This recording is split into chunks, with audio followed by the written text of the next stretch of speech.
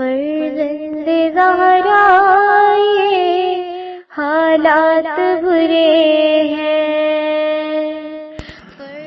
کاشانۂ بصیرت ایک ایسا مکمل یوٹیوب چینل جس پر محروم بصارت کے لیے بالخصوص اور تمام افراد کے لیے بالعموم سینکڑوں کی تعداد میں اسلامی کتب دستیاب ہیں۔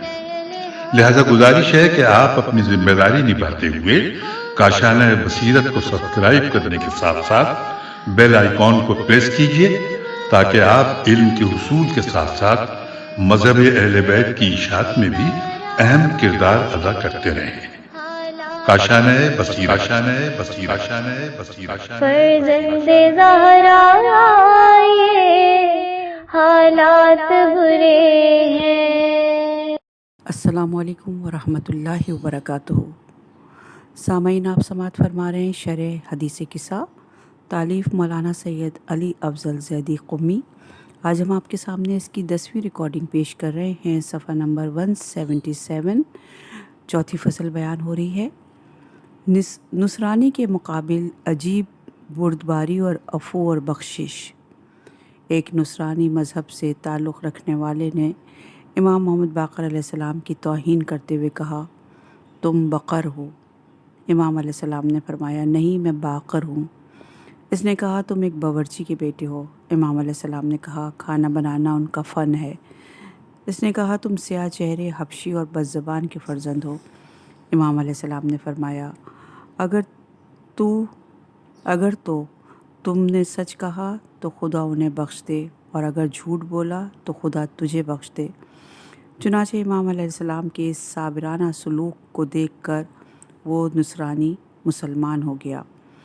اور یہ روایت موجود ہے مناقب جلد نمبر 4 صفحہ نمبر 207، بہار الانوار کی جلد نمبر 46 صفحہ نمبر 289، اہل بیت فرش نشین فرشتے صفحہ نمبر 458، گنجینہ معارف جلد نمبر 3 صفحہ نمبر 724 پر۔ گزشتہ اور اس سے واقعے سے اندازہ لگائیے کہ ان ہستیوں نے کیسے کیسے افراد کو بخش دیا اور کچھ نہیں کہا۔ 13 سال اذیت دینے والوں کو رسول اکرم صلی اللہ علیہ وآلہ وسلم نے، اور ماں کو برا بھلا کہنے والوں کو امام باقر نے بخش دیا، غفران کیا۔ جب یہ اس ذات الہی کے مظہر ہیں، ان میں اتنا غفران پایا جاتا ہے، تو ذات واجب الوجود کتنی کریم اور عفو اور بخشش اور غافر ہوگی۔ یقیناً اللہ بھی شرک کے علاوہ ہم سب کے گناہوں کو بخش دے گا۔ الہی العفو العفو العفو وَرِضْوَانِکَ عَلَیَّ وَعَلَیہم۔ رضوان یعنی خوشنود ہونا، رضامندی کبھی برکت و بہشت کے معنی میں بھی آتا ہے۔ ارشاد رب العزت ہے سورہ مائدہ کی آیت نمبر 119، خدا ان سے راضی ہوگا اور وہ خدا سے۔ اور سورہ توبہ کی آیت نمبر 21 میں فرمایا، اللہ ان کو اپنی رحمت، رضامندی اور باغات کی بشارت دیتا ہے۔ اس رضوان کے دیگر کلمات قرآن مجید میں کافی ذکر ہوئے ہیں، جیسے ارتضاء، مرضات، رضوہ، یرضون، راضیہ۔ بندے کا خدا سے راضی ہونے کا مطلب یہ ہے کہ اس کی قضا اور قدر پر راضی رہے، اور خدا کا بندے سے راضی ہونے کا مطلب یہ ہے کہ وہ یہ دیکھتا ہے کہ بندہ میرے دستورات کی پیروی کرتا ہے یا نہیں۔ جس چیزوں کے بجا لانے کا کہا ہے بجا لائے، جن سے روکا ہے اس سے پرہیز و اجتناب کرے، مثلا نماز کو قائم کرے اور غیبت سے اجتناب کرے۔ جب انسان اس مرحلے پہ پہنچ جاتا ہے تو اللہ تعالیٰ اس بندے سے راضی ہو جاتا ہے۔ اسی لیے اللہ تعالیٰ مومنین و مومنات سے وعدہ کرتا ہے سورہ توبہ کی آیت نمبر 72 میں۔ اللہ تعالیٰ نے مومن مرد اور مومن عورتوں سے ان باغات کا وعدہ کیا ہے جن کے لیے نیچے نہریں جاری ہوں گی، یہ ان میں ہمیشہ رہنے والے ہیں۔ ان جنات عدن میں پاکیزہ مکانات ہیں، اور اللہ کی مرضی تو سب سے بڑی چیز ہے، یہی ایک عظیم کامیابی ہے۔ حقیقت امر یہ ہے کہ رضا الہی کے مقابلے میں کوئی شے نہیں ہے۔ یہی وجہ ہے کہ ہم اہل بیت علیہ السلام نے جنت و کوثر کے لیے کوئی عمل نہیں کیا اور شب ہجرت رضا الہی کے لیے جان تک قربان کرنے کے لیے تیار ہو گئے۔ یہ ہستیاں جب کسی کو کچھ دیتی ہیں تو لَنَرِيدُ مِنْكُمْ جَزَاءً وَلَا شَكُورًا کے الفاظ گویا ان کی زبان پہ جاری ہوتے ہیں۔ رضوان سے مراد صفحہ نمبر 180۔ امام زین العابدین علیہ السلام سے روایت ہے کہ آپ نے فرمایا، جب اہل بہشت جنت میں داخل ہوں گے، ولی خدا جنتوں اور قصروں میں داخل ہوگا اور ہر مومن اپنے اپنے تخت پر ٹیک لگائے بیٹھے ہوں گے اور ان کی خدمت کے لیے خدام ان کا احاطہ کیے ہوں گے۔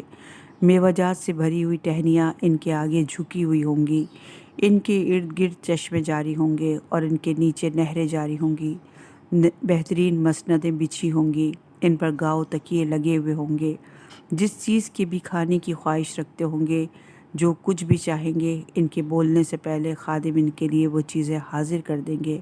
ان کے لیے جنت سے حور العین باہر آئیں گی اور جو کچھ بھی خدا چاہے گا ان کے لیے ان نعمتوں سے انہیں نوازے گا اور وہ اس میں زندگی بسر کریں گے۔ اس وقت خدائے جبار ان سے کہے گا، اے میرے ولی، اے میرے اولیاء اور اے میری اطاعت کرنے والوں، اے بہشت میں میرے جوار میں رہنے والوں، کیا میں تم کو جن نعمتوں میں تم ہو اس سے بہتر کی خبر دوں؟ وہ لوگ کہیں گے، اے ہمارے پروردگار، وہ کون سی چیز ہے جو ان نعمتوں سے بہتر و بالاتر ہے؟ جو کچھ ہم چاہتے ہیں ہمیں وہ مل جاتی ہے۔ پھر خدا یہ بھی سوال کرے گا، وہ لوگ کہیں گے، اے ہمارے رب، ہمیں بتا وہ کون سی چیز ہے جس میں ہم ہیں اس سے بہتر اور بالاتر ہے؟ اللہ تعالیٰ فرمائے گا، میرا تم سے راضی ہونا اور میری محبت تمہارے لیے ہر اس نعمت سے بہتر و بالاتر ہے جس میں تم ہو۔ وہ لوگ کہیں گے، بے شک اے ہمارے پروردگار عالم، تیرا ہم سے راضی ہونا اور تیری ہم سے محبت بہتر و بالاتر ہے۔ اس وقت امام زین العابدین علیہ السلام نے سورہ توبہ کی آیت نمبر 72 تلاوت فرمائی، اللہ نے مومن مرد اور مومن عورتوں سے ان باغات کا وعدہ کیا ہے جن کے نیچے نہریں جاری ہوں گی، یہ ان میں ہمیشہ رہنے والے ہیں۔ ان جنات عدن میں پاکیزہ مکانات ہیں اور اللہ کی مرضی تو سب سے بڑی چیز ہے، یہی ایک عظیم کامیابی ہے۔ اور یہ روایت موجود ہے تفسیر العیاشی جلد نمبر 2 صفحہ نمبر 97، البرہان جلد نمبر 2 صفحہ نمبر 815، المیزان جلد نمبر 9 صفحہ نمبر 347 پر۔ اس روایت سے پتہ چلتا ہے کہ حدیث قصہ میں پیغمبر اکرم صلی اللہ علیہ وآلہ وسلم نے جو رضوان کا تذکرہ کیا ہے ہمارے لیے قرار دے۔ مطلب یہ ہے کہ خدا ان سے راضی ہے اور وہ خدا سے راضی ہیں۔ یہ ایک بہت بڑا مقام ہے جو جنتوں کی نعمتوں کے سامنے کچھ بھی نہیں۔ بس اب دیکھنا یہ ہے کہ ہم رضی اللہ اس کو کہیں گے جن سے یہ ہستیاں راضی ہوں گی، جن سے یہ راضی اس سے خدا راضی، جن سے یہ ناراض خدا ان سے ناراض۔ پس خدا اور اہل بیت علیہ السلام کا راضی ہو جانا جنتوں کی نعمتوں سے افضل اور بالاتر ہے۔ اسی لیے دعائے ندبہ میں ہم پڑھتے ہیں، یہ سب تیری بارگاہ کے لیے راہ ہدایت اور تیری رضا کے لیے بہترین مسلک بن گئے ہیں۔ اور یہ موجود ہے، اور انہیں اپنی بارگاہ کے ذریعے اپنی رضا کے لیے وسیلہ قرار دے۔ مفاتیح جناح میں موجود ہے یہ روایت۔ اہل بیت اطہار علیہ السلام رضائیت الہی کا مرکز ہیں، اور یہ وہ ہستیاں ہیں جن کے لیے اللہ تعالیٰ نے قرآن مجید میں ارشاد فرمایا، سورہ بینہ کی آیت نمبر 7 میں، جو لوگ ایمان لائے اور نیک عمل کرتے ہیں وہ تمام بہترین خلائق ہیں۔ وَأَذْهَبْ عَنْهُمْ رِجْسَ وَطَهِّرْهُمْ تَطْهِيرًا۔ اس جملے کی تشریح انشاءاللہ چند صفحوں کے بعد آیت تطہیر کے ضمن میں واضح ہو جائے گی۔ فقال اللہ عز وجل یا ملائکتی والسکان السماواتی انی ما خلقت سماء مبنیۃ ولا ارضا مدحیۃ ولا قمرا منیرا ولا شمسا مضیۃ ولا فلکا یدور ولا بحرا یجری ولا فلکا یسری الا فی محبت ہؤلاء الخمسۃ الذین ہم تحت الکساء۔ صفحہ نمبر ہے 184۔ خلقت موجودات بطفیل پنجتن پاک علیہ السلام۔ یہ فقرہ حدیث قدسی کا ہے کیونکہ اس فقرے میں اللہ تعالیٰ ملائکہ اور آسمان پر دیگر رہنے والی مخلوقات کو خطاب کر کے کہہ رہا ہے کہ میں بلند شدہ آسمان، پھیلی ہوئی زمین، روشن چاند، درخشاں سورج، چاند، چلنے والے ستارے اور بہنے والے دریا، چلنے والی کشتی کو ان 5 کی محبت میں خلق کیا ہے۔ مطلب یہ ہے کہ موجودات کی خلقت کا ہدف محمد و آل محمد علیہ السلام ہے۔ اگر یہ نہ ہوتے تو کچھ بھی نہ ہوتا۔ اس روایت کی طرف توجہ کریں۔ رسول خدا صلی اللہ علیہ وآلہ وسلم نے فرمایا، جب اللہ تعالیٰ نے ابو البشر حضرت آدم علیہ السلام کو خلق کیا اور اس میں روح پھونکی تو آدم نے عرش کے دائیں جانب دیکھا کہ 5 نور ہیں جو رکوع و سجود میں ہیں۔ آدم نے کہا، اے پروردگار، کیا تو نے مجھ سے پہلے کسی کو خلق کیا ہے؟ اللہ تعالیٰ نے کہا، یہ 5 تیری اولاد ہیں، اگر ان کو خلق کرنا مقصود نہ ہوتا تو میں تجھے خلق نہ کرتا۔ ان 5 کو میں نے اپنے اسماء سے مشتق کیا ہے۔ اگر یہ نہ ہوتے تو نہ جنت ہوتی، نہ جہنم ہوتی، نہ عرش ہوتا، نہ کرسی ہوتی، نہ آسمان ہوتا، نہ زمین ہوتی، نہ ملائکہ ہوتے، نہ انس ہوتے اور نہ ہی جنس۔ اے آدم، یہ میری مخلوقات میں سے برگزیدہ ہیں، ان کے وسیلے سے میں نجات دوں گا اور انہی کی وسیلے میں ہلاک کر دوں گا۔ یہ روایت ہے فرائد السمتین، جلد نمبر 1 صفحہ نمبر 36، عوالم العلوم جلد نمبر 11 صفحہ نمبر 22، غرر الاخبار صفحہ نمبر 202۔ رسول خدا صلی اللہ علیہ وآلہ وسلم نے فرمایا، جب اللہ تعالیٰ نے آدم کو خلق کیا اور اس میں روح پھونکی تو آدم نے چھینک ماری اور کہا الحمدللہ۔ پس اللہ نے ان کی طرف وحی کی اور کہا، میری حمد کرو اور میری عبادت کرو۔ مجھے اپنی عزت و جلالت کی قسم، اگر یہ میرے 2 بندے نہ ہوتے تو میں تجھے خلق نہ کرتا۔ حضرت آدم نے کہا، اے میرے پروردگار، کیا یہ دونوں مجھ سے ہیں؟ اللہ تعالیٰ نے کہا، ہاں اے آدم، اپنا سر اٹھاؤ اور ذرا دیکھو۔ حضرت آدم نے سر اٹھایا تو عرش پر لکھا ہوا تھا، لا الہ الا اللہ محمد رحمت و علی مقیم الجنہ۔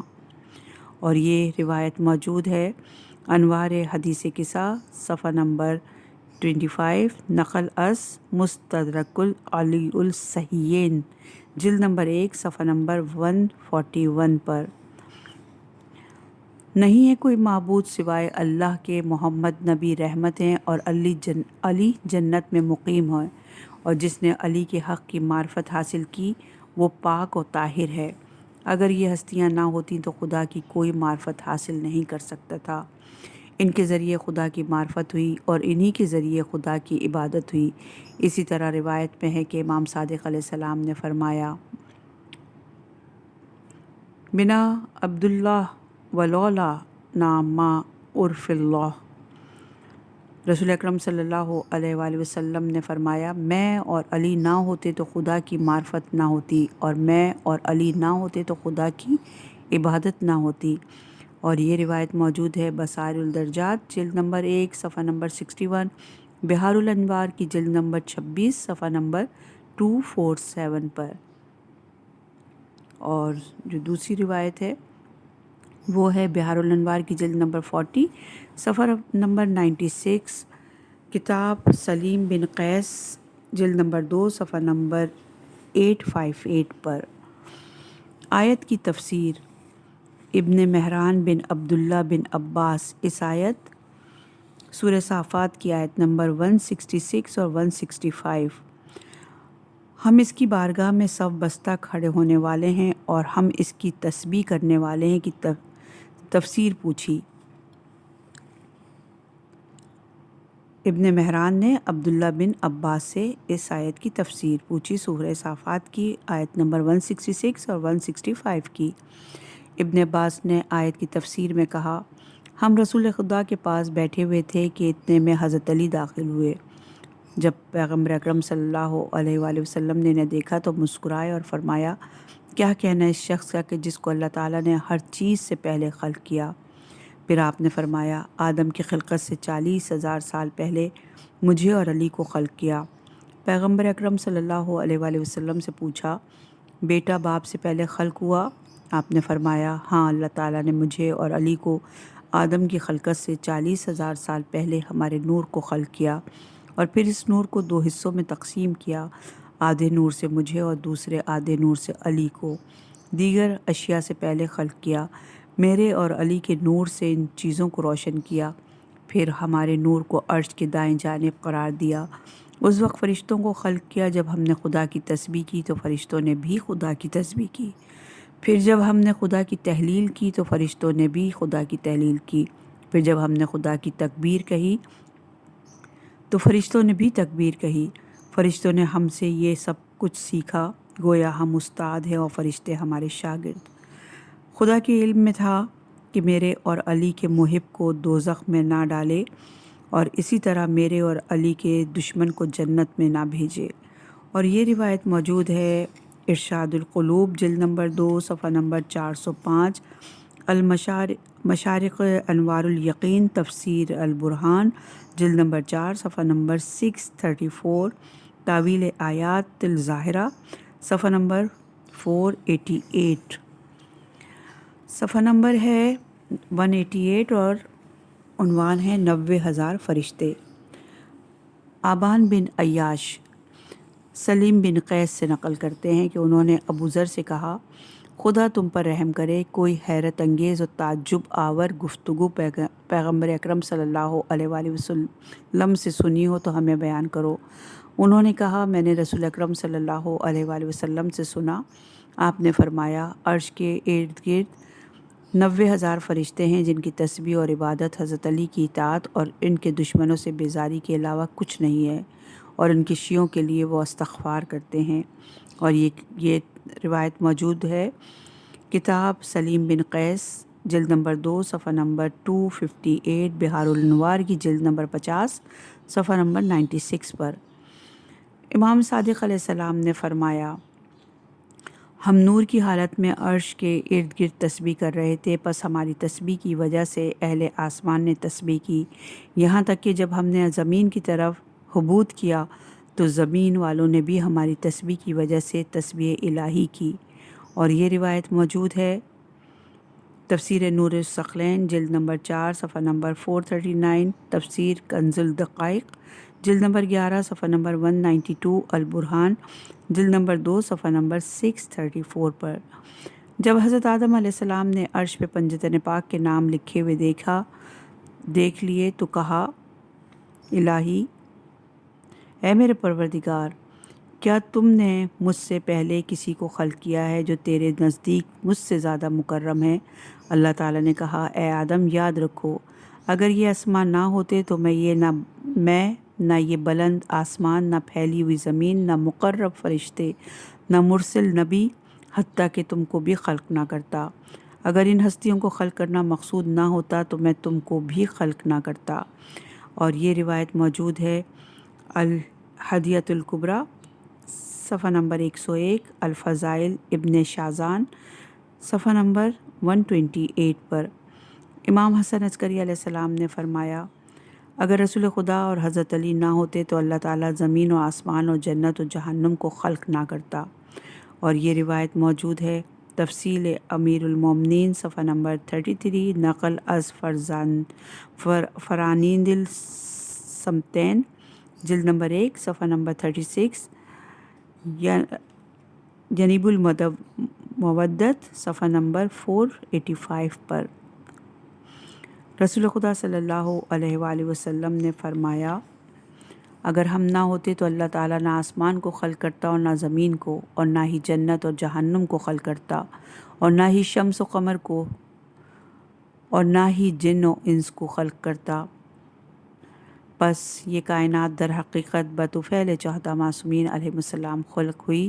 اگر یہ نہ ہوتے تو کائنات خلق نہ ہوتی، اور یہ روایت موجود ہے بحار الانوار کی جلد نمبر 46 صفحہ نمبر 277، مدینۃ المجالس جلد نمبر 5 صفحہ نمبر 120، عیون المعجزات صفحہ نمبر 82 پر۔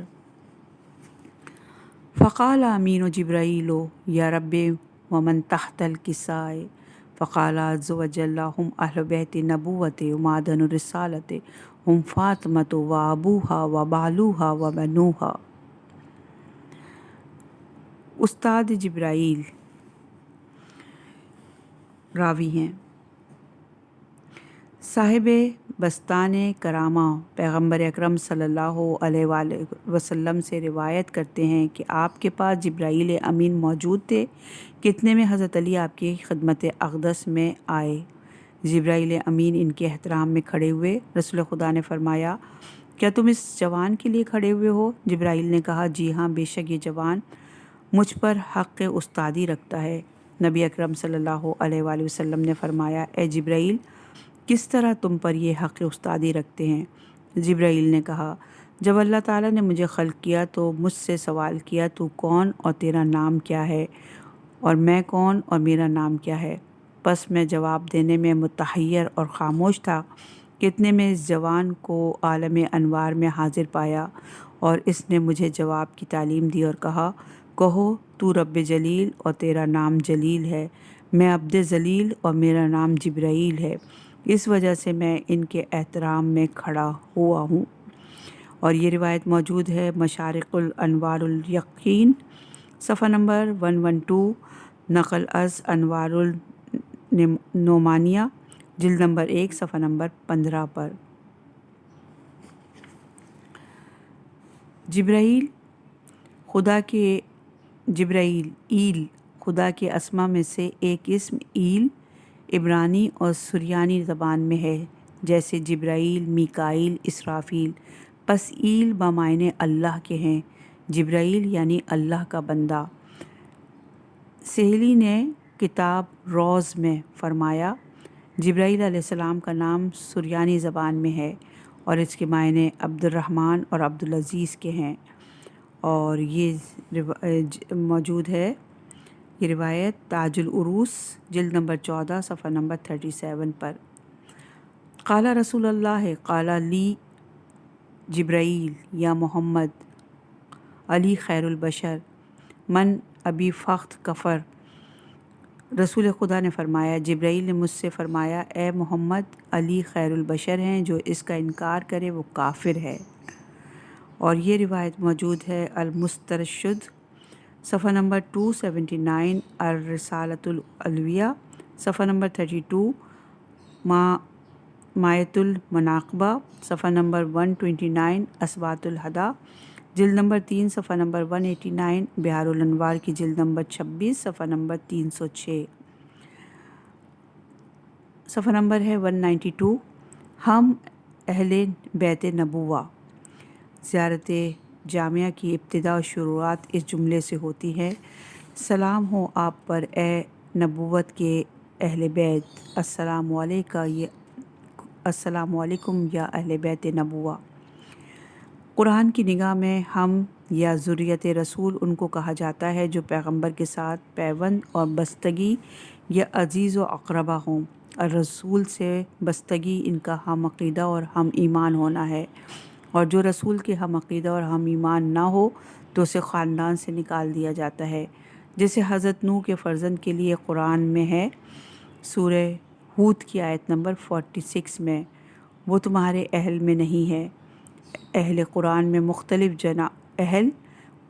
مختلف جگہوں پہ استعمال ہوا ہے، یعنی سورہ مائدہ کی آیت نمبر 47 میں یعنی اہل انجیل، سورہ اعراف کی آیت نمبر 96 میں یعنی اہل قریہ، سورہ توبہ کی آیت نمبر 101 میں یعنی اہل مدینہ، سورہ احزاب کی آیت نمبر 33 میں یعنی اہل بیت، سورہ نحل کی آیت نمبر 43 میں یعنی اہل ذکر، سورہ مدثر کی آیت نمبر 56 میں یعنی اہل تقوی، سورہ مدثر کی آیت نمبر 56 یعنی